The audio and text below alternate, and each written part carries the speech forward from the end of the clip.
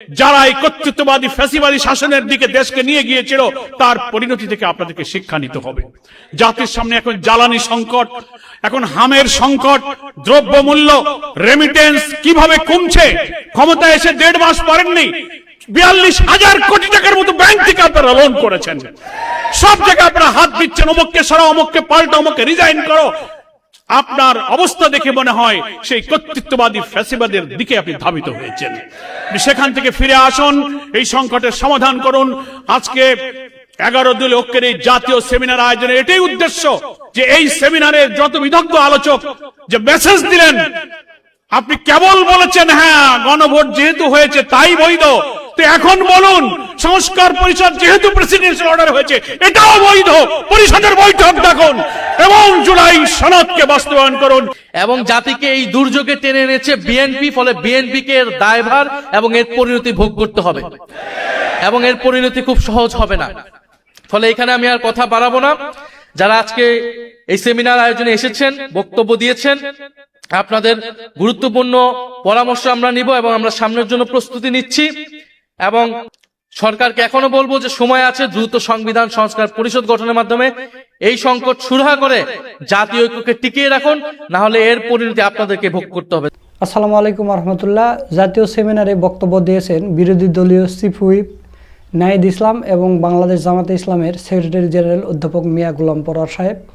যা ভিডিওর শুরুতে সামান্য অংশ শুনলেন, এখন আপনাদের পুরো ভিডিওটা দেখাবো। তো চলুন আমরা পুরো ভিডিওটা দেখে আসি। আজকে যে সংকটের মুখোমুখি বাংলাদেশ, এই সংকট তৈরি করেছে বিএনপি। বিএনপির তৈরি করার সংকটকে বিএনপিকেই সমাধান করতে হবে। পার্লামেন্টে যে সংকট, যে বিতর্ক, যে তর্ক, যে আলোচনা হওয়ার সুযোগ আছে, আপনারা আমাদের মাননীয় বিরোধী দলীয় নেতা, বিরোধী দলের চিফ হুইপ সহ সকল এমপিদের কণ্ঠকে রুদ্ধ করার চেষ্টা করছেন বাকশালী কায়দায়। ফলে বাধ্য হয়ে আমাদের জনগণের রায়, গণভোটের রায় কার্যকর করার জন্য 5 কোটি মানুষ যে গণভোটে ভোট দিয়েছে সেই জনগণের কাছে যাওয়া ছাড়া উই হ্যাভ নো অল্টারনেটিভ, আমাদের সেখানেই যেতে হবে। এটি আমাদের বিরোধী দলের নেতা বলেছেন। তবে আমরা অনুরোধ করব, জনগণের ভাষা বুঝুন। সংবিধান শুধু আপনারাই পড়েন না, আপনারাই বুঝান না, পার্লামেন্টে একেবারে বই উঁচু করে বলেন জুলাই সনদের সব অক্ষরে অক্ষরে মানবো, এই বিধি, এই ধারা। আজকে সংবিধান বিশেষজ্ঞ, রাজনৈতিক বিশ্লেষকরা চমৎকার করে আলোচনা করলেন। এটা মনে রাখবেন, সরকারি দলকে বলবো, আপনাদের বাইরে সিনিয়র আইনজীবী, সংবিধান বিশেষজ্ঞ, আইনজ্ঞ প্রচুর আছে। সেমিনার, গোল টেবিলের আলোচনার দিকে নজর দিন। আপনাদের বাইরে আছে এক বিরাট বাংলাদেশ, সেই বাংলাদেশ বলছে আপনাদের এখন রিয়ালাইজ করার সময় হয়েছে। কেবল গত পরশুদিন আইনমন্ত্রী, স্বরাষ্ট্রমন্ত্রী, চিফ হুইপ বসে বলেছেন হ্যাঁ গণভোট যেহেতু হয়ে গেছে তাই এটা বৈধ। প্রথম বলেছিলেন গণভোট বৈধ না, সংস্কার পরিষদ বৈধ না, প্রেসিডেন্টের অর্ডার বৈধ না, তো কেবল একটা বলছেন হয়ে গেছে তো বৈধ হয়েছে। আপনারা মানুষের ভাষা বোঝার চেষ্টা করুন। মানুষের প্রশ্নের কি উত্তর দেবেন? জনগণ প্রশ্ন করছে যে মাননীয় প্রধানমন্ত্রী এখন যিনি ক্ষমতায় আসেন, নির্বাচনের আগে তিনি উত্তরবঙ্গে আবু সাইদ মুগ্ধর কবর জিয়ারত করতে গিয়ে তো শেষ পর্যন্ত গণভোটে হার পক্ষে ভোট দিতে বলেছিলেন। এখন মানুষ আমাদের প্রশ্ন করে, তাহলে প্রধানমন্ত্রী তো দেখলাম গণমাধ্যমে ভোটের দিন 12 ফেব্রুয়ারি উনি ভোট কেন্দ্রে ঢুকলেন। তো ভোট কেন্দ্রে ঢুকলেন মানে আপনি হাতে ভোট দিয়েছেন? যদি তা দিয়ে থাকেন, হাতে ভোট দেওয়ার অর্থ হলো 84টি সংস্কারের বিষয়ে, 47টি সাংবিধানিক সংস্কারের বিষয়ে আপনি হাতে ভোট দিয়েছেন, যে হাতে কোনো নোট অফ ডিসেন্ট ছিল না। আপনার আইনমন্ত্রী, আপনার চিফ হুইপ যারা কথা বলছেন, হাতে যদি ভোট দিয়ে থাকেন তার অর্থ হলো আপনি সমস্ত সংস্কারকে মেনে নিয়েছেন। তা যদি মেনে নেন তাহলে আপনি তার বিরুদ্ধে এখন কথা বলেন, ওটাকে অবৈধ বলেন, ওটা বেআইনি বলেন, তাহলে কি আপনি আপনার দেওয়া ভোটকে অস্বীকার করবেন? আত্মপরিচয়কে আপনি ভুলে যাবেন, আপনি নিজের সিদ্ধান্তকে ইগনোর করবেন। আর তা যদি না হয় তাহলে আরেকটা পথ আছে, পার্লামেন্টে আপনাকে এসে বলতে হবে যে না আমি হাতে ভোট দেইনি। জাতির কাছে সত্য স্বীকার করুন। পরিশেষে আমি বলতে চাই, যেহেতু আমাদের আসল নেতৃবৃন্দ পার্লামেন্টে যারা লড়াই করছেন, আর অনেক জাতীয় নেতৃবৃন্দ বক্তব্য রাখবেন, আমি এইটা বলে শেষ করতে চাই যে সামান্য জিনিস এখনো ক্ষমতার 5 বছরের অনেক দিন বাকি। শুরুতেই আপনি যে সংকট তৈরি করেছেন তা না করলে ইতিহাসের বড় শিক্ষা হলো ইতিহাস থেকে কেউ শিক্ষা নেয় না। আপনাদেরকে সেই শিক্ষা নিতে হবে। তা না হলে যারা এই কর্তৃত্ববাদী ফ্যাসিবাদী শাসনের দিকে দেশকে নিয়ে গিয়েছিল তার পরিণতি থেকে আপনাদেরকে শিক্ষা নিতে হবে। জাতির সামনে এখন জ্বালানি সংকট, এখন হামের সংকট, দ্রব্যমূল্য, রেমিটেন্স কিভাবে কমছে। ক্ষমতা এসে 1.5 মাস পারেননি, 42,000 কোটি টাকার মতো ব্যাংক থেকে আপনারা লোন করেছেন। সব জায়গায় আপনারা হাত দিচ্ছেন, অমুককে সরাও, অমুককে পাল্টা, অমুককে রিজাইন করো। আপনার অবস্থা দেখে মনে হয় সেই কর্তৃত্ববাদী ফ্যাসিবাদের দিকে আপনি ধাবিত হয়েছেন। সেখান থেকে ফিরে আসুন, এই সংকটের সমাধান করুন। আজকে 11 দলীয় ঐক্যের এই জাতীয় সেমিনার আয়োজনের এটাই উদ্দেশ্য যে এই সেমিনারের যত বিদগ্ধ আলোচক যে মেসেজ দিলেন, আপনি কেবল বলেছেন হ্যাঁ গণভোট যেহেতু হয়েছে তাই বৈধ, তো এখন বলুন সংস্কার পরিষদ যেহেতু প্রেসিডেন্সিয়াল অর্ডার হয়েছে এটাও বৈধ, পরিষদের বৈঠক ডাকুন এবং জুলাই সনদকে বাস্তবায়ন করুন। সকলকে ধন্যবাদ। আল্লাহ হাফেজ। বাংলাদেশ জিন্দাবাদ। 11 দলীয় ঐক্য জিন্দাবাদ। বিসমিল্লাহির রহমানির রহিম। প্রিয় উপস্থিতি, আসসালামু আলাইকুম। 11 দলীয় ঐক্যের পক্ষ থেকে আয়োজিত আজকের এই জাতীয় সেমিনার, যেখানে গণভোটের গণরায় বাস্তবায়ন এবং এই বাস্তবায়ন না করার ফলে সরকার এবং দেশ যে সংকটের মধ্যে পড়েছে সেটা নিয়ে আমাদের বিদগ্ধ বক্তারা এতক্ষণ আলোচনা করেছেন।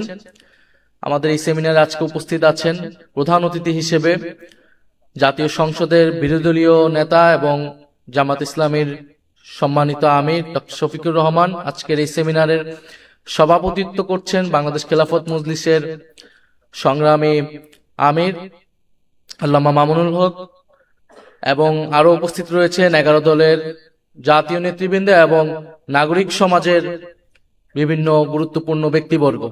সকল উপস্থিত যারা রয়েছেন এবং যারা বক্তব্য দিয়েছেন তাদের বক্তব্য থেকে আপনারা স্পষ্ট হয়েছেন। আমাদের আজকের এই সেমিনারে যে কিনোট স্পিকার ছিলেন তার আলোচনা এবং প্রবন্ধে এটা স্পষ্ট হয়েছে। তিনি সেখানে দেখিয়েছেন যে গণভোটের যে একটা তাত্ত্বিক ভিত্তি রয়েছে, গণভোট গণতন্ত্রে জনগণের সার্বভৌমত্ব, জনগণের ইচ্ছার একটা বহিঃপ্রকাশ হিসেবেই গণভোট বাংলাদেশে এবং পৃথিবীর বহু দেশে চর্চিত হয়ে এসেছে। এবং এই গণভোট ছিল বাংলাদেশে গণ অভ্যুত্থান পরবর্তী একটি রাজনৈতিক সমঝোতার জায়গায়। গণ অভ্যুত্থানের পরবর্তী সময়ে বাংলাদেশে 2টি প্রশ্ন দেখা গিয়েছিল। বিএনপি তখন গণ অভ্যুত্থানের প্রায় 2-3 দিনের মধ্যেই সমাবেশ করে তারা জাতীয় নির্বাচনের দাবি জানিয়েছিল, এবং বৈষম্যবিরোধী ছাত্র আন্দোলনের পক্ষ থেকে যারা গণ অভ্যুত্থানে আমরা ছিলাম, আমরা বলেছিলাম যে জাতীয় নির্বাচন আমরা চাই, তবে এই গণ অভ্যুত্থান কেবল নির্বাচনের মাধ্যমে ক্ষমতার পরিবর্তনের হাত পরিবর্তনের জন্য এই গণ অভ্যুত্থান হয়নি। ফলে রাষ্ট্র সংস্কারের দাবি ছিল এই গণ অভ্যুত্থানের অন্যতম দাবি, যেখানে ফ্যাসিবাদী ব্যবস্থার বিলোপ হবে, একটা নতুন বন্দোবস্ত হবে, যেখানে স্বৈরাচার আর বারবার ফিরে আসবে না। এই জন্যই সংস্কার এবং রাষ্ট্র মেরামতের দাবি, যেটা দিয়ে ফ্যাসিবাদকে বিলোপ করা সম্ভব হবে বলে আমরা একমত হয়েছিলাম। ফলে আমরা চেয়েছিলাম ফ্যাসিবাদের বিলোপ, আমরা চেয়েছিলাম নতুন সংবিধান, বিএনপি চেয়েছিল নির্বাচন। ফলে একটা সমঝোতায় আসা হলো ঐক্যমত কমিশনের মাধ্যমে। সেই সমঝোতা হলো সংস্কার। আমরা নতুন সংবিধান গণপরিষদের দাবি থেকে আমরা সংস্কার পরিষদের জায়গায় ঐক্যমত হলাম। বিএনপি ও নির্বাচনের জায়গা থেকে কিছুটা সরে এসে অনেকগুলো সংস্কারে ঐক্যমত হলো বাধ্য হয়েও। সেই জায়গা থেকেই গণভোট হলো। কিন্তু গণভোট পরবর্তী সময় আপনারা সবকিছুই দেখছেন যে কিভাবে গণভোটের গণরায়কে অস্বীকার করা হয়েছে। বিএনপি এখন একটা কৃত্রিম বিরোধ বা সংকট তৈরি করছে যে জুলাই সনদ বনাম জুলাই আদেশ। তারা বলছে জুলাই সনদ তারা অক্ষরে অক্ষরে পালন করবে, কিন্তু জুলাই আদেশটা অবৈধ, যে জুলাই আদেশের ভিত্তিতে গণভোট তৈরি হয়েছিল, গণভোট অনুষ্ঠিত হয়েছিল।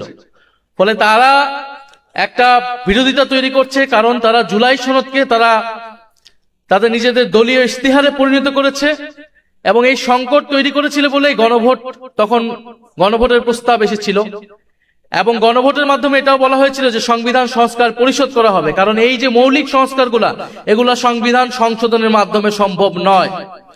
সংবিধান সংশোধনের মাধ্যমে সংবিধানের ফ্রেমওয়ার্কের মধ্যে কোনো মৌলিক পরিবর্তন সম্ভব নয়। সেটার জন্য একটা গাঠনিক ক্ষমতা এই সংসদকে দিতে হবে, যার নাম হবে সংবিধান সংস্কার পরিষদ। ফলে জুলাই সনদ বাস্তবায়নের পদ্ধতি এটাই হবে। কিন্তু আমরা দেখেছি সংসদে তারা নতুন করে একটা মুলতবি প্রস্তাব এনেছিল, যেখানে তারা বলার চেষ্টা করছে জুলাই সনদ কোন পথে বাস্তবায়ন করা সম্ভব। জুলাই সনদ কোন পথে বাস্তবায়ন সম্ভব সেই আলোচনা ঐক্যমত কমিশনেই হয়েছিল। ফলে প্রধানমন্ত্রী এবং তাদের প্রতিনিধি হিসেবে ঐক্যমত কমিশনে সেই সময় যারা ছিলেন, বর্তমান স্বরাষ্ট্রমন্ত্রী, তারা সকলে কথার বরখেলাপ করেছেন। তারা তাদের নিজেদের দলীয় ইস্তিহার দেওয়া সেই ইস্তিহারের বরখেলাপ করেছেন, জুলাই সনদের বরখেলাপ করেছেন এবং গণভোটের গণরায়কে তারা বৃদ্ধাঙ্গুলি দেখিয়েছে। এটা সকলের কাছে এটা স্পষ্ট হয়েছে। এটা আমাদের দুর্ভাগ্য।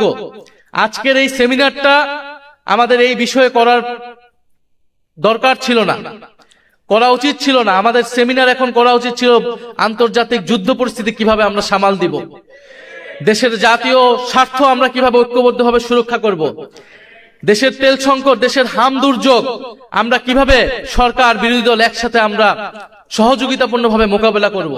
আমাদের সেমিনার এখন এই বিষয়ে হওয়ার কথা ছিল। বিরোধী দলের নেতা প্রথম থেকে বলে এসেছেন আমরা দায়িত্বশীল বিরোধী দল হতে চাই, আমরা সরকারকে এই ধরনের জনস্বার্থ ইস্যুতে সর্বাত্মকভাবে সহযোগিতা করব। কারণ 16 বছরের ধ্বংসযজ্ঞের পরে, এই অন্তর্বর্তী সরকারের পরে এই নতুন সরকার খুব সহজেই দেশের এই ধরনের সংকট সামাল দিতে পারবে না। এটা খুবই কমন সেন্স, এটা আমরা সকলেই জানি। গতকাল 10 জন শিশু মারা গিয়েছে হাম দুর্যোগের কারণে।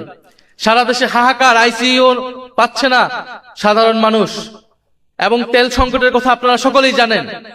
কিন্তু আমাদের দুর্ভাগ্য, গত 16 বছর যে রাষ্ট্র সংস্কারের কথা আমরা বলেছি, লড়াই আমরা করেছি, অন্তর্বর্তী সরকারের গত 1.5 বছরে যেই জিনিসটা আমরা আলাপ করেছি, এখন আমাদেরকে ঠিক সেই বিষয় নিয়ে কথা বলতে হচ্ছে, সেই বিষয় নিয়ে আলাপ করতে হচ্ছে, সেই বিষয় নিয়ে আবারও আন্দোলনের প্রস্তুতি নিতে হচ্ছে।